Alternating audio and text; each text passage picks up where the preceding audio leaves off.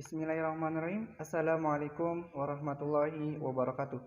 Perkenalkan, nama saya Agus Haris dari Prodi Teknik Informatika, semester 3, Universitas Islam Al-Ihya Kuningan.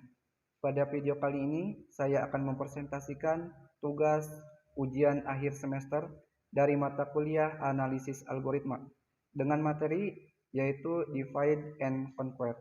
Langsung saja ke materi. Baik, pada video kali ini saya akan menyampaikan materi tentang algoritma divide and conquer. Algoritma divide and conquer ini sebenarnya sudah lama diperkenalkan sebagai sumber dari pengendalian proses paralel karena masalah-masalah yang terjadi dapat diatasi secara independen. Banyak arsitektur dan bahasa pemrograman paralel mendesain implementasinya, atau yang sering kita kenal yaitu sebagai aplikasi. Dengan struktur dasar dari algoritma divide and conquer untuk menyelesaikan masalah-masalah yang besar dan dibagi atau dipecah menjadi bagian yang lebih kecil dan menggunakan sebuah solusi untuk menyelesaikan problem awal adalah prinsip dasar dari pemrograman atau strategi divide and conquer. Divide itu membagi masalah menjadi beberapa rupa masalah yang memiliki kemiripan dengan masalah semula, namun berukuran lebih kecil, atau idealnya berukuran hampir sama. Untuk conquer itu memecahkan atau menyelesaikan masing-masing rupa masalah atau secara rekursif, dan untuk combine yaitu menggabungkan solusi masing-masing rupa masalah sehingga membentuk solusi masalah semula. Dan untuk objek permasalahan itu dibagi sebenarnya lebih dari 3, namun pada video kali ini saya hanya mengambil 3 objek permasalahan, yaitu yang pertama tabel larik. Itu bisa dilihat ini sebagai contohnya, yaitu larik ke bilangan bulat atau integer dengan 10 elemen. Dan untuk nomor 2 yaitu matriks, contoh matriks. Ini matriks sebagai tabel. Dan untuk yang ketiga yaitu contoh dari objek permasalahannya yaitu sebagai eksponen. Ini contohnya yaitu A pangkat M kali A pangkat N sama dengan A pangkat M plus N. Untuk tiap-tiap rupa masalah mempunyai karakteristik yang sama atau the same type dengan karakteristik masalah asal, sehingga metode divide and conquer lebih natural diungkapkan dalam skema rekursif. Dan untuk metodenya sendiri, ini strategi divide and conquer memecah masalah menjadi submasalah independen yang lebih kecil sehingga solusi submasalah dapat diperoleh secara mudah. Solusi submasalah digabung menjadi solusi seluruh masalah.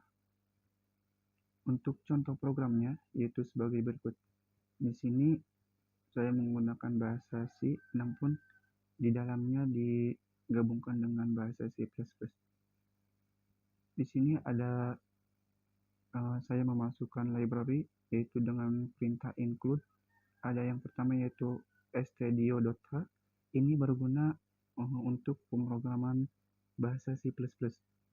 Untuk penggunaannya yaitu input dan output, atau bisa diartikan sebagai standar library. Untuk include conio.h ini sama sebagai library pada bahasa C yang digunakan untuk mengkoneksikan pernyataan CLRSCR dengan program yang kita buat. Untuk yang bagian bawahnya yaitu saya memasukkan integer yang pertama yaitu sebagai A, lalu nilainya 100, dan integer max dan min. Pernyataan ini digunakan untuk mendeklarasikan variabel.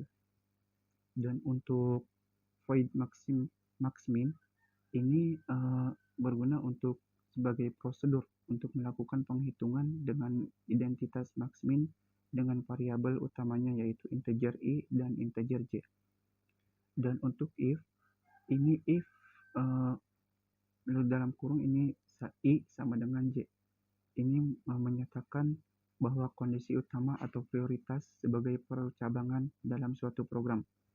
Dan untuk else if, ini pernyataan kedua alternatif sebuah percabangan dalam suatu program. Pernyataan ini akan dieksekusi jika kondisi dalam pernyataan utama tidak terpenuhi. Dan untuk else, ini sebagai kondisi terakhir sebuah percabangan dalam suatu program. Pernyataan ini akan dieksekusi jika kondisi dalam pernyataan utama dan kedua tidak terpenuhi. Dan untuk void main, ini sebagai main prosedur atau prosedur utama dalam program ini. Dan untuk CLRSCR, ini digunakan untuk membersihkan layar ketika program dieksekusi, yaitu tadi yang terkoneksi langsung dengan perintah library yaitu chonio.h. Dan untuk printf, ini berguna untuk mencetak tulisan yang ada di antara tanda kutip. Dan untuk scanf, ini digunakan untuk menyimpan angka yang kita input ketika program dieksekusi. Dan untuk for ini digunakan biasanya sebagai perulangan pada sebuah program. Dan untuk yang terakhir yaitu get. Get ini berguna untuk membaca sebuah karakter. Bisa juga sebagai tombol ataupun karakter dari tombol yang ditekan. Selanjutnya yaitu skema umum algoritma divide and conquer. Di sini ada prosedurnya. Yang pertama yaitu prosedur DNC dengan integer yaitu I dan J. Untuk variabelnya itu K atau integer. If small lalu I, J, dissolve I, J. Else jika begin K sama dengan divide I, J lalu combine DNC lalu I, K lalu DNC K plus 1, J and if. Untuk keterangannya sebagai berikut, ini di sampingnya small. Jadi small adalah fungsi yang mengirim boolean, menentukan apakah ukuran telah cukup kecil sehingga solusi dapat diperoleh. Ukuran dinyatakan sebagai telah berukuran kecil, bergantung pada masalah. Untuk divide adalah fungsi membagi menjadi dua bagian pada posisi K, biasanya bagian berukuran sama. Untuk combine adalah fungsi menggabungkan solusi X dan Y submasalah. Solusi diperoleh dengan memanggil prosedur rekursif DNC. Jika ukuran kedua submasalah sama, waktu komputasi DNC dideskripsikan hubungan rekuren berikut, yaitu T N sama dengan G N kecil 2T lalu dalam kurung N per 2 ditambah F lalu N. Selain di mana T N adalah waktu untuk DNC dengan N masukan, dan untuk G N adalah waktu komputasi jawaban secara langsung untuk masukan kecil, dan untuk F N adalah waktu combine. Lalu untuk permasalahan dan penyelesaiannya, yang pertama yaitu kita bahas dari permasalahan terlebih dahulu. Untuk permasalahan, ini contextful adalah sebuah permasalahan yang memiliki aplikasi terapan yang cukup banyak, seperti pada permasalahan grafika komputer, otomasi desain, pengenalan pola, atau pattern recognition, dan yang terakhir yaitu penelitian operasi.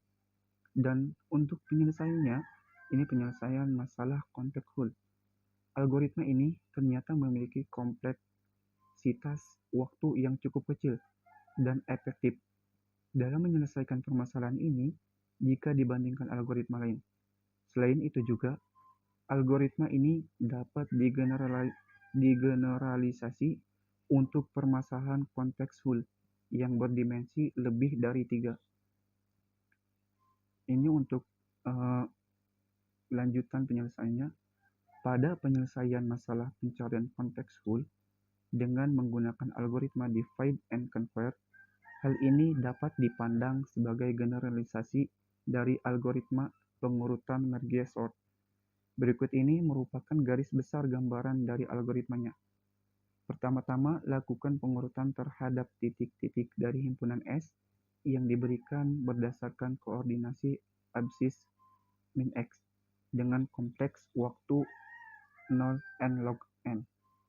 Yang pertama yaitu jika S kurang dari sama dengan 3, maka lakukan pencarian konteks full secara brute force dengan kompleksitas waktu O1 lalu basis. Dan untuk yang kedua, jika tidak, partisi himpunan titik-titik pada S menjadi dua buah himpunan A dan B, di mana A terdiri dari setengah jumlah dari S dan titik dengan koordinat absis min X yang terendah dan B terdiri dari setengah dari jumlah S dan titik dengan koordinat absis min X terbesar. Untuk yang ketiga yaitu secara rekursif, lakukan perhitungan terhadap HA sama dengan conv A dan HB sama dengan conv B. Lalu selanjutnya yaitu lakukan penggabungan atau merge terhadap kedua hul tersebut menjadi konteks full yaitu H dengan menghitung dan mencari upper dan lower.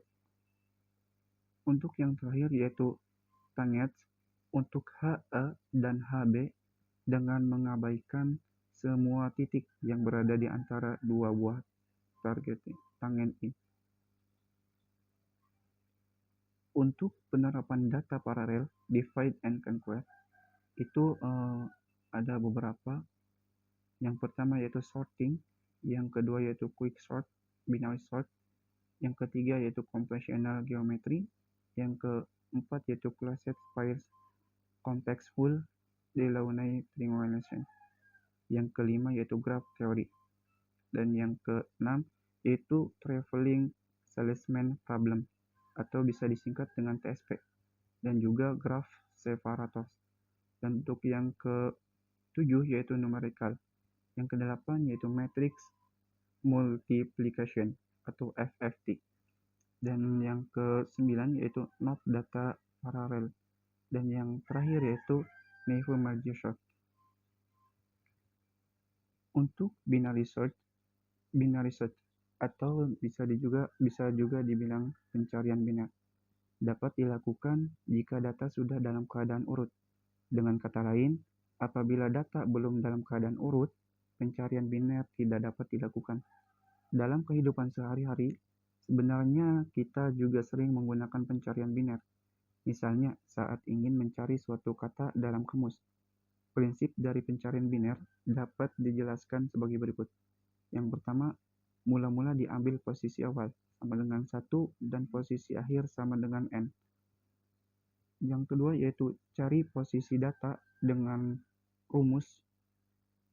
Yang kedua yaitu cari posisi data tengah dengan rumus, yaitu posisi awal plus posisi akhir dibagi 2. Yang ketiga yaitu data yang dicari dibandingkan dengan data tengah. Yang keempat, jika lebih kecil, proses dilakukan kembali, tetapi posisi akhir dianggap sama dengan posisi tengah min 1. Yang kelima yaitu jika lebih besar, proses dilakukan kembali, tetapi posisi awal dianggap sama dengan posisi tengah atau plus 1. Dan yang terakhir, demikian seterusnya sampai data tengah sama dengan yang dicari. Untuk contoh program, berikut ini adalah contoh fungsi untuk mencari data menggunakan pencarian biner. Itu function binary search, x word integer, variable lrm word, ketemu boolean begin, lalu l sama dengan 1 dan l sama dengan n, ketemu false, ketemu sama dengan false, lalu while-nya atau perulangannya yaitu 1 kurang dari